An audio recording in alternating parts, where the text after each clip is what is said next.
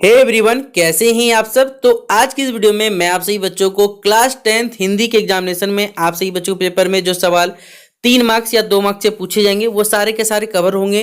साथ ही साथ इन सब से आपके पेपर जो क्वेश्चन ऑब्जेक्टिव में यानी एमसीक्यू रूप में पूछेंगे वो भी आपको कवर करा दिए जाएंगे। तो चलिए वीडियो को हम लोग शुरू करते हैं। इससे पहले देखिए हमने एक वीडियो बनाया हुआ था हिंदी के लिए। अगर आपने उस वीडियो को नहीं देखा है तो जल्द से जल्द जाकर उस वीडियो को देख लीजिए। आई बटन पे लिंक, डिस्क्रिप्शन बॉक्स में सभी प्रकार का लिंक मिल जाएगा। जहां भी आप उस वीडियो को देखना चाहें, हिंदी के, साइंस के, आपको एसएसटी के, जो भी सारे के सारे वीडियो से आपको हमारे चैनल पर अपलोडेड है। तो चलिए वीडियो को हम लोग शुरू करते हैं। पहला सवाल आप सभी बच्चों के लिए है। क्वेश्चन नंबर 14 तक हमने आपने करवा दिया था। क्वेश्चन नंबर 15 से हमारा सवाल है पहला नंबर कि कविता में बादल किन किन अर्थों की ओर संकेत करता है। यहां पर कविता में जो बादल शब्द है ये किन किन अर्थों की ओर बता रहा है, यानी क्या क्या मीनिंग बता रहा है ये बताना है। तो कविता में जो बादल है वो निम्नांकित अर्थों को संकेत करता है। पहले बादल क्या कर रहे हैं, जो पीड़ित प्यासे जन है, जो भी जीव जंतु है जिनमें कह सकते हैं प्यास के जल के कारण जिनके जीवन कमी आ चुकी है, उनकी प्यास को बुझाने का पहले कार्य करते हैं। बादल क्या होते हैं, एक क्रांति के अर्थ की ओर संकेत करते हैं। मतलब क्रांति मतलब यहाँ पर रेवोल्यूशन की बात की जा रही है हमारे पास। ये क्रांति लोगों की इच्छाओं की पूर्ति का माध्यम बनेगी। ये जो क्रांति बेसिकली लोगों की जो भी इच्छा है उनकी पूर्ति का ये माध्यम बन सकती है। बादल ललित कल्पनाओं की ओर संकेत करता है। यहाँ पर जो भी लोगों के मन में ललित कल्पना है उनकी ओर संकेत करने का काम करते हैं। बादल जल जन की आशंकाओं को पूरा करने वाला है। जो लोगों की आशंका है, आकांक्षा यानी इच्छा है, उनको पूरा करने वाला है। बादल आने से क्या होता है, जो नवजीवन है, नवजीवन में एक और संकेत आता है कि उनका नया जीवन मिलने वाला है उनको। जो नूतन कविता की अर्थ की ओर भी साथ में संकेत करता है। तो ये कुछ पॉइंट्स है जो बादल कविता के थ्रू बताया जाता है। अगला सवाल यहाँ पर है, झिलमिलाते सितारों की रोशनी में नहाया गंतोक शहर लेखिका को किस प्रकार सम्मोहित कर रहा था ये बताना है। तो मेहनत का शहर है हमारे पास गंतोक।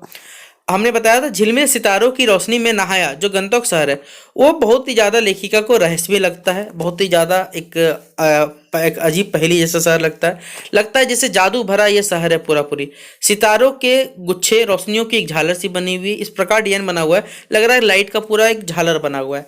वातावरण का जो जादू है वो लेखिका पर छाता चला जा रहा है, यानी वो आसपास वातावरण जिस प्रकार का एनवायरनमेंट है वो लग रहा है लेखिका को क्या भाई क्या सौंदर्य यहाँ पर चित्र बन रहा है। उनके सामने सिर्फ क्या है, ये शून्य था। ये वो शून्य हो जाती है बेचारी की क्या करे क्या नहीं करे। अगला है, वो कौन सी घटना थी जिसके बारे पर सुनने पर लेखिका को ना अपनी आंखों पर विश्वास हो पाया और ना ही अपने कानों पर। वो कौन सी घटना थी लेखिका के जीवन में, आइए जानते हैं। जब लेखिका कॉलेज में हड़ताल करवाने में सबसे आगे रहती है, ठीक है, लेखिका जी जो है वो कॉलेज में हड़ताल जो होता है तो उसमें सबसे आगे रहती है। एक बार कॉलेज के प्रिंसिपल का पत्र जो है वो पिताजी के नाम पर है। जो कॉलेज के प्रिंसिपल जी उन्होंने क्या किया, लेखिका के पिताजी को पत्र लिखा। अब बोला कि जरा आके मिलिए और बताइए कि उनकी जो बेटी है मनु जी, उनकी गतिविधियों के कारण उनके खिलाफ अनुशासनात्मक कार्रवाई क्यों न की जाए। जैसे देखिए अभी आप सही बच्चे क्लास 10th में 11th में जाइएगा, 11th 12th में जब जाइएगा तो आप लोग कॉलेज जाइएगा। अब कॉलेज में देखिए कोई भी अगर गलत चीज होता है तो हर छात्र का हक रहता है कि उस चीज के बारे में विरोध किया जाए। तो यहाँ भी क्या करती है लेखिका जो जी है वो कॉलेज में हड़ताल करवाना रहता है, ठीक है। हड़ताल करवाने का कुछ कारण रहता है, ये नहीं कि भाई बिना कोई कारण करे हड़ताल ना। तो लेखिका जी क्या रहती है, इनमें सबसे आगे रहती है। अब हड़ताल होगा तो कॉलेज के प्रिंसिपल का बदनामी होगा। तो कॉलेज के प्रिंसिपल क्या करते हैं, उनके पिताजी को पत्र लिखते हैं कि बोलते जरा आकर मिलिए और बताइए कि आपकी जो बेटी जी हैं उन पे अगर हम लोग कोई कार्रवाई क्यों नहीं करें या करना चाहिए नहीं करना चाहिए, आप ही आके बताइए। इस पत्र को पढ़कर जो मनु जी है वो हो जाती है आग बबूला, ठीक है। और उन्हें लगा कि कॉलेज में जाकर उन्हें काफ़ी बातें सुननी पड़ेंगी। अब उनको लगा जैसे कि अगर आपके घर में भी पेरेंट्स कॉल हो जाए, अगर स्कूल से कॉल कर दिया जाए और आपको बोला, आपके पिताजी को बोला जाए, घर वालों को बोला जाए कि आके मिलिए, तो आपको लगा अरे भाई प्रिंसिपल ने क्या कर दिया। आपको बहुत गुस्सा आएगा उन टीचर्स पर, ठीक है। उनके कहर का अनुमान करके लेखिका अपनी सहेली घर में छिपकर बैठ गई। लेकिन आपको ये मालूम चल चुका था कि आपके ये पत्र है आपके घर में आ चुका है। अब क्या करोगे, घर जाओगे, नहीं सोचते नहीं, थोड़ा लेट होने दो, रात होने दो, उसके बाद आराम से घर जाएंगे, तब तक माहौल शांत हो जाएगा। सेम कहानी यहाँ लेखिका जी ने की। उन्होंने क्या किया, बोला कि इस गुस्से को थोड़ा शांत होने देते हैं। उसके बाद वो अपने घर अपने लेखिका जो है वो अपने सहेली घर में जाकर छिप कर रह जाती है। कॉलेज जाके पिताजी को प्रिंसिपल का यह कहना सुनने को मिला कि वो अपनी लड़की को घर पर बिठा ले, क्योंकि उसके इशारों पर लड़कियां मैदान में जमा होकर नारे लगाने लगती है। देखिए अब स्कूल में भी एक प्रकार से होते हैं, स्टूडेंट लीडर होता है, ठीक है, छात्र नेता होता है, कॉलेज में कॉलेज लीडर होता है। कॉलेज लीडर के बातों पे सभी छात्र चलते हैं, क्योंकि अगर वो सही है तो उसके साथ लोग उनकी बातों से जुड़ना कोशिश करें। तो यहाँ पर सेम मनु जी की बातों पे जो उनकी सब सही जो क्लास के सॉरी कॉलेज की जो लड़कियां रहती है वो उनके इशारों पर क्या होती है मैदान में जमा होकर सभी के से नारे लगा लेती है। यह सुनकर पिताजी को अपनी बेटी पर गर्व हुआ और वो प्रिंसिपल से यह कहकर आए कि यह तो पूरे देश की पुकार है। मतलब उनके पिताजी मस्त खुश हो गए, अरे भैया हमारी बेटी जो है वो अच्छे कार्य कर रही है, कोई गलत कार्य नहीं किसी चीज़ का प्रोटेस्ट करना। आप सही चीज़ों के लिए प्रोटेस्ट करोगे, कोई गलत चीज़ के लिए थोड़ी प्रोटेस्ट करता है कभी भी। तो प्रिंसिपल से उनके पिताजी बोल के आते हैं कि यह तो पूरे देश की पुकार है कि सभी जो लड़कियां वो उनका सपोर्ट कर रही है, इसे कोई कैसे रोक सकता है। सभी लोग जब उनके सपोर्ट में तो आप कैसे रोक सकते हो। वे खुश होकर घर लौटते कि चलो भैया बहुत अच्छा काम हुआ। जब लेखिका माँ ने पिताजी को खुश होने के बारे में बताया तब लेखिका को इस बात पर सहज विश्वास नहीं हुआ। जब लेखिका को लग रहा था कि उसके पिताजी उसको डांटेंगे पीटेंगे, ठीक है, ऐसा कुछ घटना होने वाला है, लेकिन ऐसा कुछ नहीं होता। उसके पिताजी बहुत खुश होकर लौटते हैं और ये बात उसकी माता जी जब बताती है लेखिका को तो लेखिका विश्वास नहीं होता है कि ऐसा हो कैसे किया, ठीक है। और ये सवाल देखिए 5 मार्क्स में आता है, ठीक है। अभी ये क्वेश्चन यहाँ इंक्लूड हो गया, लेकिन ये क्वेश्चन 5 मार्क्स से आपसे पूछा जाएगा ये सब सवाल, ठीक है। अगला हमारे पास सवाल है, किन महत्वपूर्ण आवश्यकताओं की पूर्ति के लिए सुई धागे का आविष्कार किया होगा। देखिए सुई धागा जो आविष्कार हुआ होगा भाई क्यों आविष्कार हुआ होगा, क्या सिर्फ कपड़े की सिलाई के लिए। आप खुद सोचो ना, कपड़ा का सिलाई क्या एकमात्र कारण था जिसके कारण सुई धागे का आविष्कार हुआ होगा। तो इसका जवाब है नहीं। क्या कारण आने जाते हैं, अपने तन को ढकने, तन मतलब होता है शरीर। अगर हमें अपने शरीर को ढकना है, जैसे आदि मानव काल में अगर हम लोग रहते थे तो हम लोग क्या करते थे, जानवर की चमड़ी हो गए, पेड़ पत्ते अपने ऊपर ढक लेते जिससे हमें ठंडी गर्मी नंगेपन से हम बच सकें। लेकिन नंगेपन से बचने के लिए जानवर की चमड़ी एक समय तक आपको बचा सकती है, फिर उसमें से दुर्गंध आने लगेगी, आप उसे फेंक दोगे, फिर उसके लिए नया जानवर मारोगे, नहीं ऐसा नहीं। उसमें रक्त भी रहता है, बहुत सारा चीज़ रहता है जिससे बीमारियों का खतरा रहता है। तो मनुष्य ने स्वयं में परिवर्तन करने के लिए अपने आप को ठंड से, गर्मी से, बरसात से, नंगेपन से बचाने के लिए सुई धागे का आविष्कार किया होगा। सुई धागे खोज से सबसे पहला मनुष्य नंगा रहता था। आदि मानव युग में मनुष्य नंगा रहता होगा। वो जैसे तैसे वृक्ष की छाल या पत्तों से तन को ढकता था, लेकिन उससे शरीर को ठीक से रक्षा तो हो नहीं पाती थी। अतः जब उसने सुई धागे खोज कर लिए तो उसके हाथ बहुत बड़ी तकनीक लगी। यह तकनीक इतनी कारगर हुई कि आज हम लोग इसका भरपूर उपयोग करते हैं। आज क्या मनुष्य नंगा रहता है? मैं नहीं रहता। क्या आप ठंडे में रहते हो? नहीं रहता। आप स्वेटर जैकेट पहनते हो।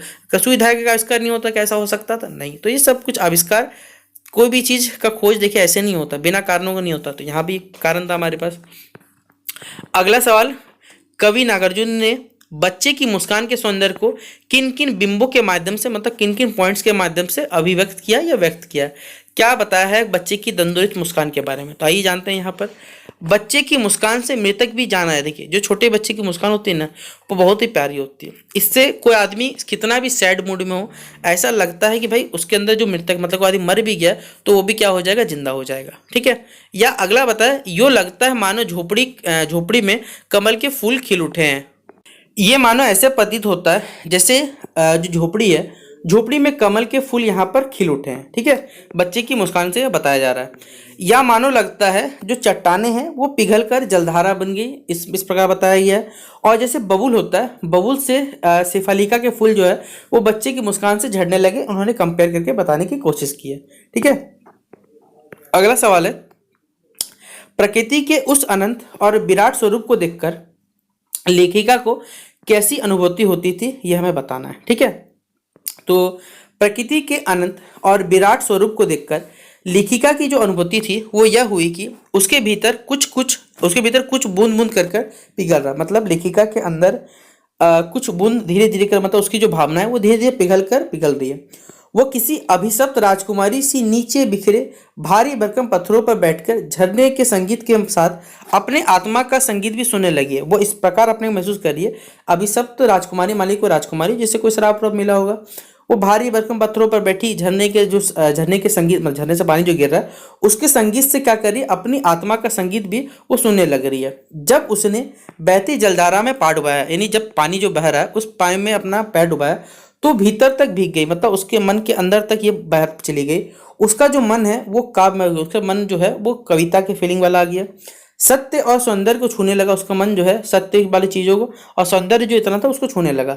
जीवन की अनंतता के प्रतीक उस झरने में लेखिका को जीवन की शक्ति का एहसास होने लगा। मतलब जो झरना का जल था बेसिकली उससे क्या हुआ, लेखिका जो जीवन को शक्ति, जीवन की जो शक्ति है उसका एहसास होने लगा। उसके भीतर की सारी जो तामसिकतियाँ या जो दुष्ट वासना, मतलब उसके अंदर की जो भी नेगेटिव फीलिंग्स थी, ठीक है, वो इस जल में, जलधारा में बहकर चली गई। वह चाहने लगी कि वो अनंत काल तक ऐसे ही बहते रहे और सुनते रहे। उसके जीवन ऐसा लगा जैसे आप कोई भी साइलेंट या फिर कोई शांत वाली जगह जाते हो तो आपको लगता है कि शांति से बैठे रहे, कुछ ना करे, दिन बीते रात बीते बस यहीं पर बैठे रहे, ठीक है, भोजन मिले ना मिले कोई मतलब नहीं, लेकिन शांत से इन सब चीज़ों को सुनते रहे। तो सेम यहाँ पर लेखिका के साथ यहाँ पर जीवन उनका होता है, ठीक है। अगला सवाल है हमारे पास, लेखिका को अपनी पिता से वैचारिक टकराहट को अपने शब्द, देखिए लेखिका को, जो लेखिका जी है और उनके पिता है, दोनों के बीच में वैचारिक टकराहट थी, मतलब दोनों के विचार मिलते नहीं थे। अब इस वैचारिक टकराहट को क्या करना है, अपने शब्दों में हमें अभिव्यक्त करना है। तो लेखिका और उसके पिता के विचार आपस में टकराते थे, दोनों के विचार मिलते नहीं थे। पिता लेखिका को देश समाज के प्रति जागरूक बनाना चाहते थे, किंतु उसे घर तक ही सीमित, लेकिन लेखिका के जो पिताजी है देश समाज के प्रति जागरूक एक व्यक्तित्व, सॉरी उसको एक व्यक्तित्व बनाना चाहते थे, एक अच्छा कह सकते हैं यहाँ महिला बना, एक अच्छी महिला बनाना चाहते थे, लेकिन कहाँ तक, घर तक। बट उनके मन में जो विद्रोह और जागरण के स्वर जो है वो भरना चाहते थे, किंतु उसे सक्रिय नहीं होने देना चाहते। उनके मन में विद्रोह भी उत्पन्न कराना चाहते, सब कुछ करना, लेकिन ये सक्रिय होने, लेकिन घर तक, लिमिट तक। लेखिका चाहती थी कि वो अपनी भावनाओं को प्रकट भी करे। अब भैया आप फीलिंग जनरेट करिएगा और उसे आप इम्पोज करने नहीं दिए तो कैसे हो सकता, हो नहीं सकता। वो देश की स्वतंत्रता में सक्रिय होकर भाग ले सकते। यहीं आकर दोनों की जो वैचारिक टकरार हो जाती है। विवाह के मामले दोनों के विचार टकराए, भैया विवाह के बाद दोनों विचार टकरा गए। पिता नहीं चाहते थे लेखिका अपनी मनमर्जी से राजेंद्र यादव शादी करे, परंतु लेखिका ने उनकी परवाह नहीं की। अब पिताजी चाहते थे कि भैया ठीक है आप हमारी पसंद से शादी करो, पसंद शादी करो, लेकिन बेटी बोलते नहीं हम नहीं करेंगे, राजेंद्र यादव से शादी करेंगे, और शादी हो भी जाता है। पिता के विचार को यहाँ पर वैल्यू नहीं दिया जाता है। तो ये दोनों के विचार में अंतर देखा गया था। अगला है, पाठ में आए किन प्रसंगों के आधार पर हम कह सकते हैं कि बिस्मिल्लाह खान वास्तविक अर्थों में एक सच्चे इंसान थे। और ये पेपर में देखिए आता सवाल है, बिस्मिल्लाह खान वास्तविक अर्थों में एक सच्चे इंसान कैसे थे, आइए जानते हैं। उन्होंने कभी भी धार्मिक कट्टरता, देखिए धर्म के आधार पर जो कट्टरता फैलाई जाती है या शुद्धता जो होती है, उन्होंने कभी भी उन्होंने बढ़ावा नहीं दिया। वे मुसलमान होते हुए भी थे, लेकिन मुसलमान होते हुए कभी भी कट्टरता को स्वीकार नहीं करते थे। वे हिंदू मुसलमान को समान दृष्टि से देखते थे। वे जिस श्रद्धा एवं आदर के साथ मंदिर में सहना बजाते थे, उसी आदर भावना के साथ मुहर्रम में नौजा बजाते। देखिए वो जिस उनके सहना बजाने के देखिए जो कार्य करते थे, वो उनमें उनके मन में जिस आदर के साथ मंदिर बजाते थे, वही आदर के साथ वो मुहर्रम में भी यहाँ बजाते थे। वे मिली जुली संस्कृति के प्रतीक थे। उन्होंने खुदा से कभी अपने लिए सुख समृद्धि मांग नहीं की। वे तो सच्चे सुर की मांग करते थे कि बस उन्हें एक अच्छा सुर मिल जाए, वही उनके लिए काफ़ी, जिससे उनका जीवन यापन चल जाएगा। ठीक है, फिर अगला सवाल है, बिना विचार, घटना और पात्रों के भी क्या कहानी लिखी जा सकती है। यशपाल के इस विचार से आप कहाँ तक सहमत है। देखिए आता है, ये सवाल पूछा जाता है कि अगर क्या आपके पास कोई विचार नहीं है, कोई घटना नहीं है, कोई पात्र नहीं है, क्या आप इन सभी चीज़ों के बिना भी कोई कहानी लिख सकते हो। आपको क्या लगता है यशपाल जी के यहाँ जो विचार है, आप इनसे सहमत हो या नहीं सहमत हो। देखिए अगर हम अपने हिसाब से चले, कोई विचार ही नहीं है, कोई मन नहीं है, कोई घटना घटित नहीं हुआ है, कुछ हुआ ही नहीं, कोई पात्र ही नहीं है, तो क्या कहानी लिख सकते हैं। भाई नहीं लिख सकते। ये तीनों बातें जो है कहानी के लिए आवश्यक तथ्य है, इनके बिना कहानी नहीं लिखा जा सकता। जब कोई विचार नहीं आएगा तो कोई कहानी नहीं बना, घटना नहीं होगा तो घटना के लिए कोई कह सकते हैं यहाँ पर किरदार नहीं होगा, और किरदार नहीं होगा तो पात्र, किरदार मतलब पात्र हो गए, पात्र नहीं होगे तो क्या कोई कहानी लिख पाओगे, तो नहीं, ये नहीं है। यशपाल जी का ये जो कथन है, नई कहानी पर व्यंग्य है, अर्थात नई कहानी में विचार, घटना, पात्रों का अभाव रहता है, तभी वो क्या हो जाता है, रोचक एवं उद्देश्यपूर्ण नहीं हो सकता। ठीक है, अगला, एक छोटे बच्चे की मुस्कान और एक बड़े व्यक्ति की मुस्कान में, दोनों में क्या अंतर होता है। तो देखिए जो बच्चे की मुस्कान होती है बेसिकली वो सहज होती है, साथ साथ निश्चल होती है। ठीक है, यहाँ पर कोई प्रकार छल, लेकिन उसकी जो मुस्कान होती है वो हृदय की प्रसन्नता को अभिव्यक्त करती है। उसकी जो मुस्कान होती है, उसकी जो उसको दिल से जो खुशी होता है उसको बताता है। लेकिन बड़े आदमी का जो मुस्कान होता है वो बड़ा ही बनावटीपन होता है। ठीक है, वो कुछ क्षणों पे नेचुरली हंसता है, बाकी मोस्टली टाइम क्या करता है, जो भी वो हंसता है वो जानबूझकर हंसता है या उसमें कोई ना कोई स्वार्थ छिपा रहता है, इसलिए उसमें निश्चलता रहती है। और छोटे बच्चे की मुस्कान कोई भी निश्चलता यहाँ नहीं रहती है। अगला क्वेश्चन हमसे पूछा गया, फागुन के महीने में ऐसा क्या होता है जो बाकी ऋतुओं से नहीं हो पाता या बाकी ऋतुओं में भिन्न होता है, ये हमें बताना है। ठीक है, तो फागुन में जो मादकता का प्रभाव है वो विशेष रूप से अधिक होता है। यह मादकता क्या करती है, उन्हें अन्य ऋतुओं से भिन्न करती है। फागुन में वसंत का जो मोहक सौंदर्य होता है वो देखने से ही बहुत अदृश्य लगता है, बहुत ही मजेदार लगता है। फागुन के महीने में क्या होता है, जो निर्जीव वस्तुएं रहती है उनमें भी जान, प्रकृति में भी जान पड़ जाती है और इस ऋतु में उत्साह का एक नया संचार होता है। और फागुन जो मास होता है बेसिकली वो मौज मस्ती लेकर जीवन में आता है हमारे। ठीक है, अगला सवाल है, हमारे विचार में, आपके विचार से भोलानाथ अपने साथियों को देखकर सिसकना क्यों भूल जाता है, ये आपको बताना है। तो आइए चलिए जानते हैं, यहाँ पर बताया गया है।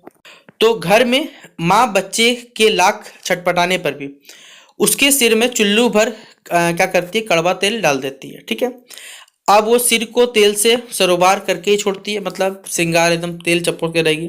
फिर माथे पर काजल की बिंदी लगा देती है भोलानाथ के। फिर फूलदार लहू बांधकर कुर्ता टोपी पहना देती है। इस प्रकार माँ के हट से तंग आकर बच्चा जो है सिसकने लगता है। तब बाबूजी की गोद में सिसकते बाहर आता है, पर बाहर आते ही उसकी प्रतीक्षा करने वाला बालकों का झुंड मिलता है।